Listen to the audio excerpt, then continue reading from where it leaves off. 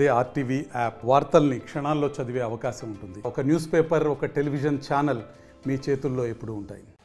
ఆర్టీవీకి స్వాగతం. నేను మీ శ్రీనివాస్.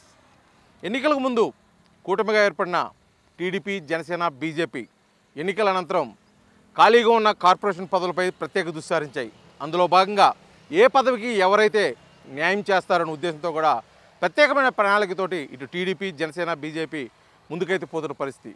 అందులో భాగంగా ఇటీవల విడుదల చేసిన కొన్ని కార్పొరేషన్ పదవుల్లో స్థానం దక్కించుకున్నాడు డాక్టర్ పెదపూడి విజయ్ కుమార్. గతంలో జనసేన క్రియాశీలక రాజకీయాల్లో మంచి బాధ్యతలు చేసినటువంటి విజయ్ కుమార్ ఇప్పుడు ఏపీ ఎస్సీ మాలా కార్పొరేషన్ చైర్మన్గా అయితే బాధ్యతలు కూడా తీసుకోవడం జరిగింది.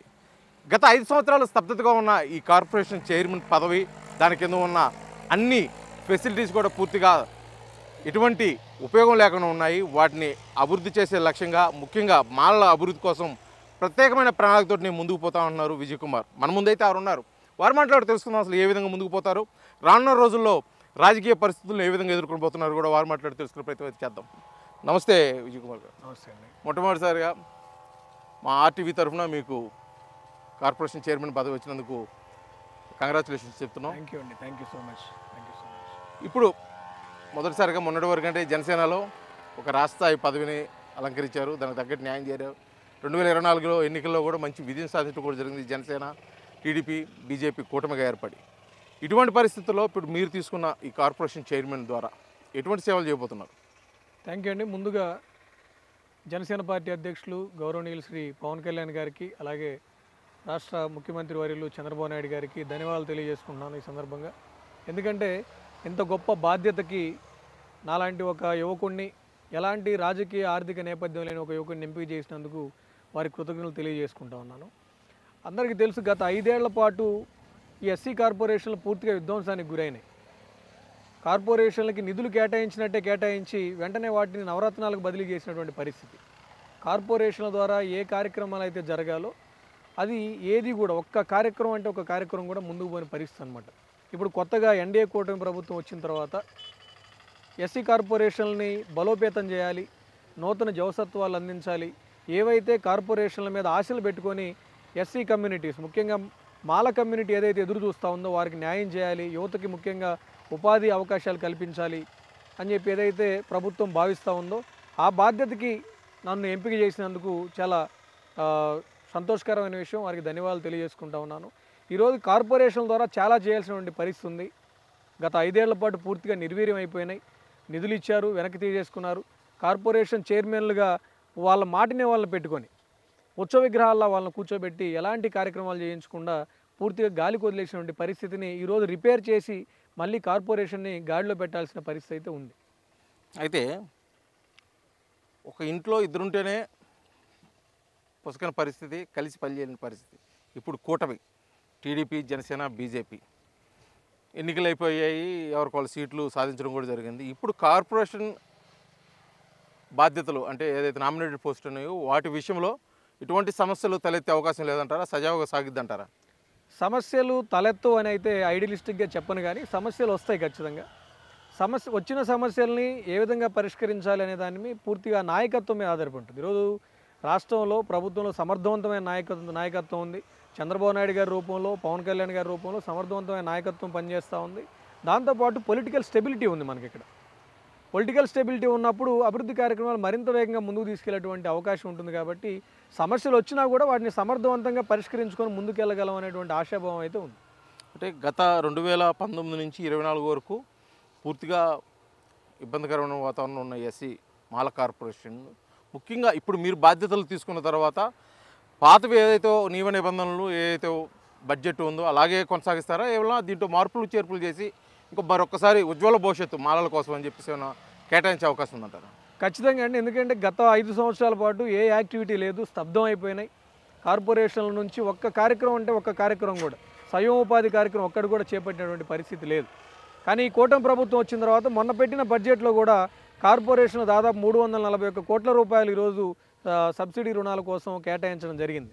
సో వాటిని అంటే గతంలో ఉన్న కార్యక్రమాలని కొనసాగిస్తూనే ఈ రోజుకు అనుగుణంగా, ఈరోజు యువత యొక్క, ముఖ్యంగా మాల యువత యొక్క ఆకాంక్షలకు అనుగుణంగా ఏ విధంగా వాళ్ళకి స్వయం ఉపాధిని డెవలప్ చేయాలి, ఏ విధంగా వాళ్ళని స్టేట్ ఎకానమీలో పార్ట్ చేయాలి అనే విధంగా ఒక సరికొత్త ప్రణాళికలు కూడా రూపొందించి నూతన పథకాలను కూడా ముఖ్యమంత్రి గారి సపోర్ట్ తోటి అలాగే ఉప ముఖ్యమంత్రి గారి యొక్క నాయకత్వంలో వాటిని ముందుకు తీసుకెళ్లేదానికి కార్పొరేషన్ సమర్థవంతంగా పనిచేస్తుంది.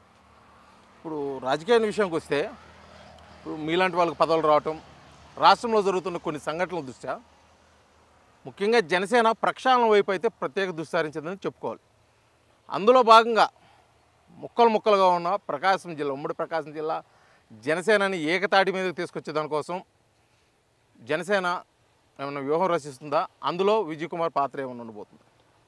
ఖచ్చితంగా పార్టీ ప్రకాశం జిల్లా మీద ప్రత్యేక దృష్టి ఉంటుందండి. రాబోయే రోజుల్లో విజయ్ కుమార్ పాత్ర ఉంటుందా లేదనేది అది పూర్తిగా పార్టీ అధిష్టానం నిర్ణయిస్తుంది. దానికోసం పార్టీ అభివృద్ధి కోసం గతంలో పార్టీ అప్పచెప్పినటువంటి బాధ్యతలు పర్చూరు నియోజకవర్గ బాధ్యుడిగా నేను పనిచేశాను. అలాగే రాష్ట్ర ప్రధాన కార్యదర్శిగా కూడా పార్టీ అప్పచెప్పిన బాధ్యతల్ని వారి ఆదేశాలకు అనుగుణంగా వారి గైడ్లైన్స్కి అనుగుణంగా పనిచేసుకుంటూ వచ్చాం.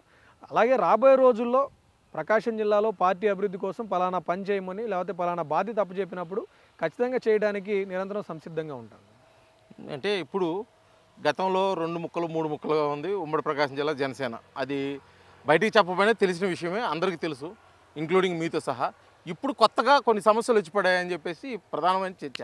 అదేంటంటే మాజీ మంత్రి బాలినేని శ్రీనివాసరెడ్డి జనసేనలోకి రావటం, కంది రవిశంకర్ లాంటి వాళ్ళు రావటం, ఇలా కొంతమంది జనసేన వైపు మొగ్గు చూపుతున్నారు.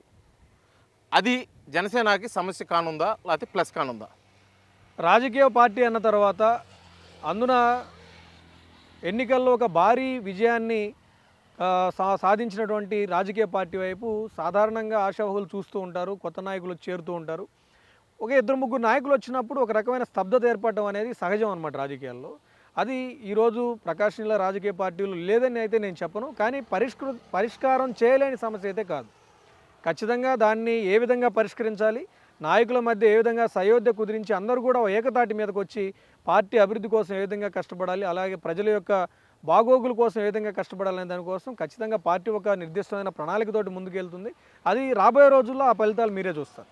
సరే, జనసేన ఓకే, కూటమిలో భాగస్వామ్యమైన టీడీపీ, బీజేపీ వాళ్ళని ఎలా సమర్థించుకోవాలి? అంటే వాళ్ళందరినీ కలుపుకొని పోవాలంటే అది ఏ విషయంగా అనిపించట్లేదు. ఎందుకంటే 2 కత్తులు ఒకరిలో పెట్టచ్చు. కానీ ఇప్పుడు ప్రకాశం జిల్లా హెడ్ క్వార్టర్ అంటే ఒంగోలు నియోజకవర్గ శాసనసభ్యులుగా ఉన్నటువంటి దామచర్ల జనార్దన్, బాలినేని శ్రీనివాసరెడ్డి ఇద్దరు ఒకే ప్రాంతం నుంచి ఉన్నారు. గతంలో ఇద్దరు ఒకరికొకరు రాజకీయ ప్రత్యర్థులు. వీళ్ళందరినీ ఒక తాటి మీదకి తీసుకురావాలంటే అది చిన్న విషయం కాదు.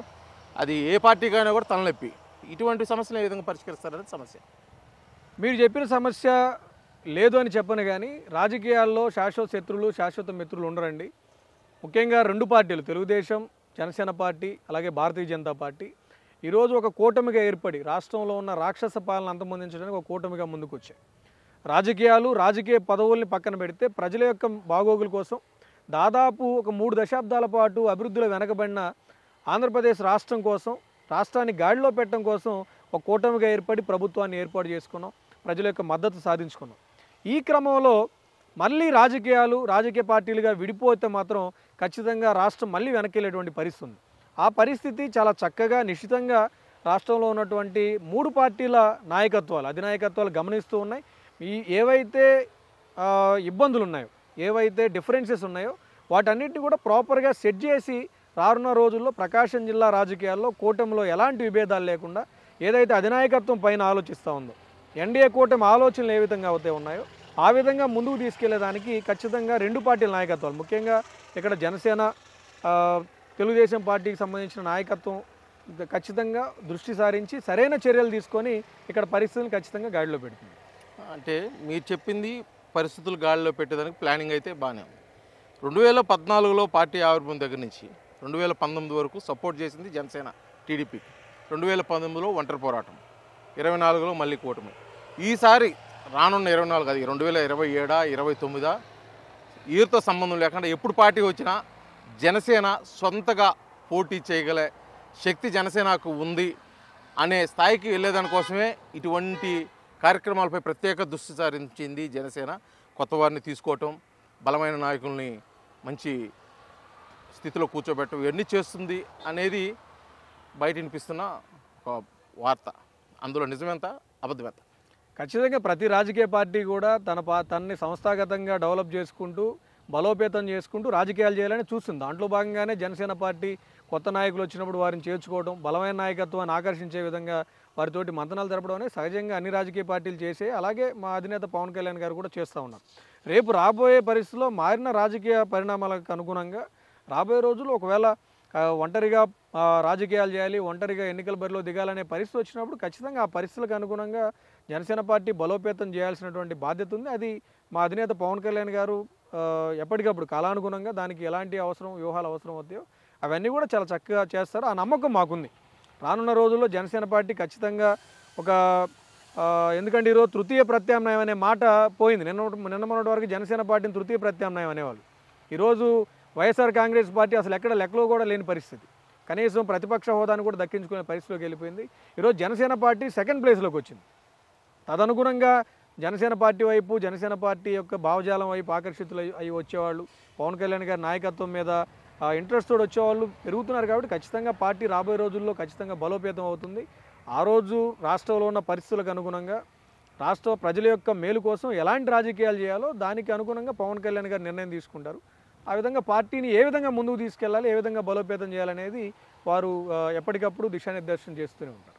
అయితే ఇప్పుడు కొత్త వాళ్ళని ఆకర్షిస్తున్నారు, వాళ్ళకి మంచి పదవులు ఇస్తున్నారు, వాళ్ళని రాజకీయంగా అంటే పార్టీ ఎదిగేదాని కోసం అయితే కృషి చేస్తున్నారు. అట్ ది సేమ్ టైం 2014కి అంటే పార్టీ ఆవిర్భావం దగ్గర నుంచి జనసేనతో ఉన్న వాళ్ళు కొంతమంది ఉన్నారు కదా, వాళ్ళకి ఎటువంటి న్యాయం చేస్తుంది జనసేన అనేది ఒక పెద్ద క్వశ్చన్ మార్క్. ఖచ్చితంగా న్యాయం చేస్తారండి. ఎందుకంటే 3 పార్టీలు కలిసి కూటమిగా ఏర్పడి అధికారంలోకి వచ్చిన తర్వాత అందరికీ ప్రభుత్వంలో పదవులు రాకపోవచ్చు, కానీ పవన్ కళ్యాణ్ గారు ఎవరైతే పార్టీకి నిబద్ధతగా సేవలు అందించారో వారందరికీ కూడా ఖచ్చితంగా న్యాయం చేసే విధంగా వారు ప్రణాళికలు రచిస్తూ ఉన్నారు. రాబోయే రోజుల్లో పార్టీలో ఉన్నత స్థాయి పదవులు ఉంటాయి, ప్రభుత్వంలో అనేక పదవులు ఇంకా భర్తీ చేయాల్సి ఉంది. సో ఇంకా పూర్తి కాకముందే ప్రతిపక్షాలు విమర్శలు చేయడం అనేది అది సరైనది కాదు. ఎందుకంటే ఇంకా చాలా ఉంది జర్నీ. ప్రతిపక్షాల ప్రశ్నే కాదు, అది జనసేనలో మీద కొంతమంది డౌట్ అంటే అనుమానం అలాగే ఉంటుంది. ఆ డౌట్ ఉంటుంది. డౌట్ ఉండకూడదని అంటే వాళ్ళకి సాధారణంగా 2 లిస్టులు వచ్చినాయి, ఇంకో లిస్టు ఉంటుందా ఉండదా అనేటువంటి ఒక ఆందోళన ఉండే అవకాశం ఉంటుంది. కానీ ఖచ్చితంగా రాబోయే రోజుల్లో ఇంకా పదవులు ఉన్నాయి, భర్తీ చేయాల్సిన పదవులు ఉన్నాయి, పార్టీలో ఉన్నత స్థాయి పదవులు ఉన్నాయి. ప్రతి ఒక్కరికి కూడా వారి యొక్క కాంట్రిబ్యూషన్ బట్టి ఏ విధంగా పార్టీ కోసం, పార్టీ బలోపేతం కోసం కష్టపడినారు, గత ఎన్నికల్లో ఏ విధంగా వాళ్ళు కూటమి అభ్యర్థులు గెలుపు కోసం కష్టపడ్డారు అనేవి అన్నీ కూడా బేరీ చేసుకొని క్రైటీరియా ప్రకారం ప్రతి ఒక్కరికి కూడా న్యాయం జరుగుతుంది. ఇప్పుడు ప్రజెంట్ కరెంట్ టాపిక్ ఒకటి వస్తే రాష్ట్ర వ్యాప్తంగా ఒకటే మీద పోతుంది, అది సోషల్ మీడియాలో పోస్టులు పెట్టిన వాళ్ళ మీద కేసులు, అరెస్టులు అన్నీ ఇదే నడుస్తుంది. ఎక్కడ ఏ జిల్లాలో పట్టినా ఎవరో ఒకరి మీద కేసులు పెట్టడం, వాళ్ళ మీద అరెస్ట్ వారెంట్ ఇష్యూ చేయడం, నోటీసులు అందించడం, విచారణకు రమ్మంటూ ఇదే జరుగుతుంది.